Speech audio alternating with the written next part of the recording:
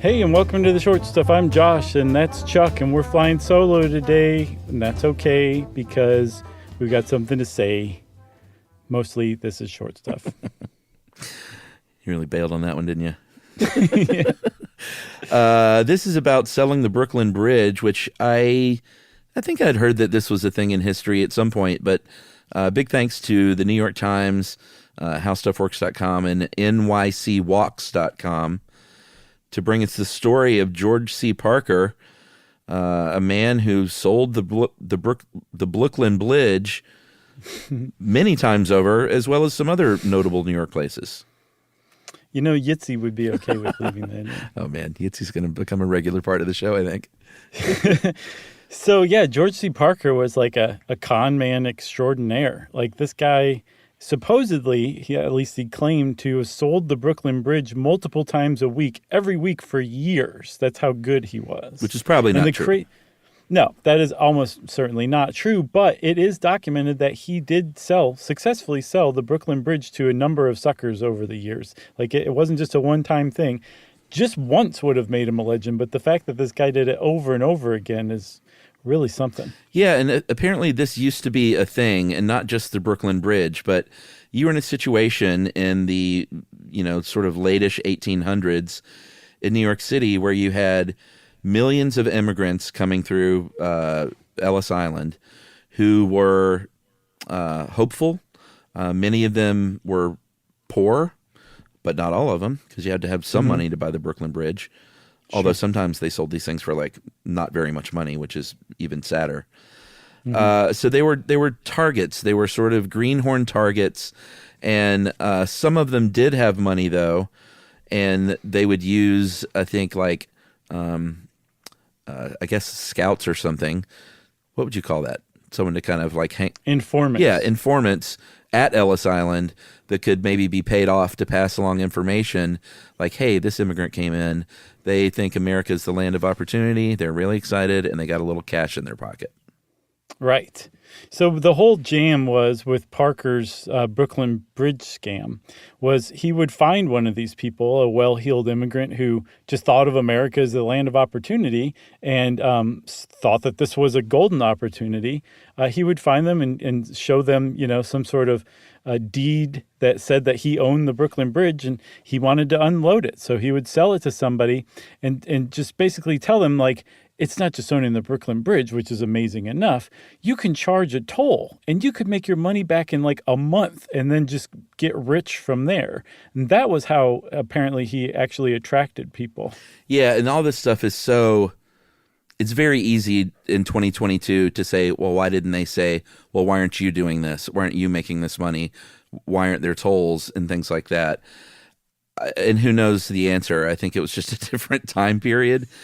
As far as tolls on the bridge, they did used to charge. When it first opened, it cost a penny to to walk over the Brooklyn Bridge by foot, a nickel if you had a horse and a rider, 10 cents for a horse and wagon, and then extra money for farm animals if you were, toting your farm animals, which is very funny to think about now.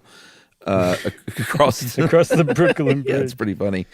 Yeah. So there was at least a history where an immigrant may have heard that this was the case. They stopped doing this in 1891, and I think even the roadway tolls went away in 1911. So, they didn't stop it until 1891. So if it's 1892 or 3, then you could sort of forgive someone for believing it.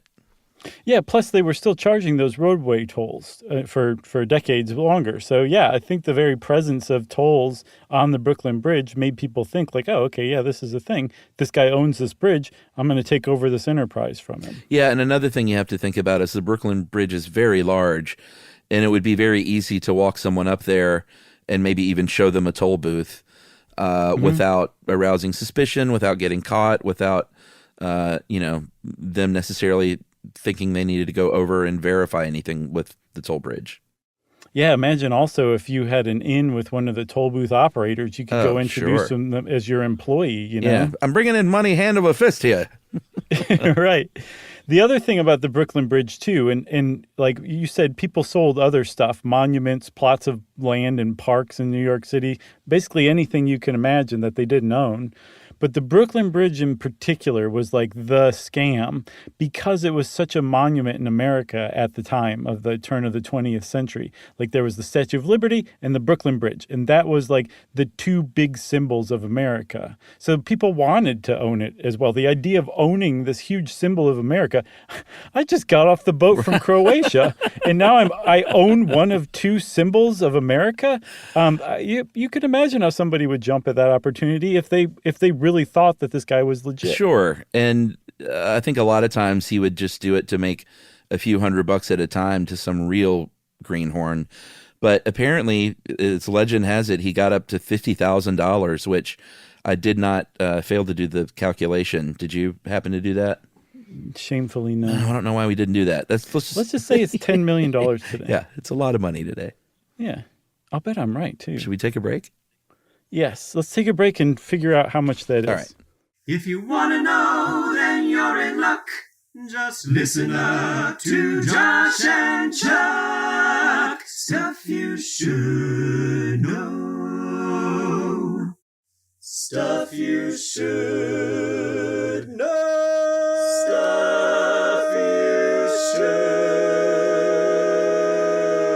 know. So we're back, Chuck, and I was essentially right. Oh, well, how much was it? So I said 10 million, right? You said 10 million. It turns out it looks like it's about 50 million. No. No, I'm sorry. Let's see. 1, 2, 3. 1, 2, 3. No, it's 5 million. Counting zeros? 5 million. Okay. Geez. He really took somebody then. Yeah. Imagine losing $5 million buying the Brooklyn Bridge because, again, like you're an immigrant, you're not really kind of hip to how things work here yet. Imagine going to the cops and them being like, you're joking. Like you just gave somebody $5 million to buy the Brooklyn Bridge. Like that had to hurt, like just add insult to injury. Yeah. And there was some wife in that decision that was going, you idiot, that's every penny we have. And some husband going, it'll be worth it. Right. I also just bought some magic beans. Right. Here's one thing that's pretty interesting is this became so common because it wasn't just George Parker doing this. There's one story that we couldn't quite get to the bottom of, that there was someone named William McCloundy, a.k.a. IOU O'Brien, who did this. But then other people have said, no, that was actually an alias of Parker. But there were definitely people, this was not the most common thing, but it was a grift that other people did, to the extent that eventually on Ellis Island, they had signage up and pamphlets that said, like, these things are not for sale. Welcome to America. Do not try and buy the Statue of Liberty. Yeah, the thing I've seen bandied about is you can't buy public buildings or streets. And I was like, is that true? And I looked it up, and I don't know if it's true, Chuck.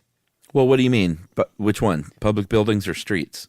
That they handed out pamphlets that said that on Ellis Island. You don't think that's true? Don't you think that somebody would have saved that pamphlet and there'd be an image of it on the internet somewhere? I don't know. That's your reasoning? That's part of it. It also appears in one book in one New York Times article, and the New York Times article prints it from a quote from somebody else who also wrote a book about But this. they're the paper of record. Yeah, but I mean... The failing New York Times. It's also Friday at 5 in the New York Times sometimes, too. Okay, all right. Well, who knows? It makes for a good story, though. It is a good story, but aren't those the most fun to just deflate? Sure. I know that it did get harder to sell these public buildings.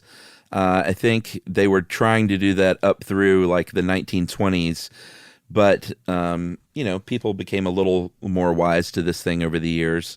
Right. Even though Parker, I believe in his day, sold the Statue of Liberty, Madison Square Garden, Grant's Tomb, and the Met. Not bad. Pretty amazing. No, imagine buying the Met too. You get all the art inside too. You're not going to move the art? No, art's included. Wow, what a deal. Oh no, what I would have said is, no, you don't own the art, but you get a lot of money for charging for the art to be there. Right, that's true. What happened to him though? He got caught, right? Yeah, he finally did. And apparently there was a 4 strikes and you're out law in New York at the time called the Bombs Laws. And they said that if you were convicted of a 4th felony, the judge had no choice but to give you life in prison. And that's what happened to Mr. Parker. He passed a $150 check that bounced. Supposedly, the Olean Evening Times said that it bounced back with startling elasticity, which is hilarious. And he served the rest of his life in Sing Sing's prison as a result. After all of those grifts and scams, he got life in jail for a $150 bounce check. You know, there were 4 strikes in baseball at the time, so that all makes sense. Oh, okay. Now it makes sense. I'm just kidding. Wait a minute. Is that true? No. Wouldn't that be funny if that's how the judicial system worked? Like, well, what's baseball doing? Right. What's baseball have to say about this? Is it 3 strikes or 4? That's what we'll do. Yeah, you can steal first, I guess. Oh, wait, you couldn't steal first. Oh, wow. Jeez. I think this one ended in just the best way possible. I think it ended about 30 seconds too late. Short Stuff is out, everybody. Stuff You Should Know is a production of iHeartRadio. For more podcasts from iHeartRadio, visit the iHeartRadio app, Apple Podcasts, or wherever you listen to your favorite shows.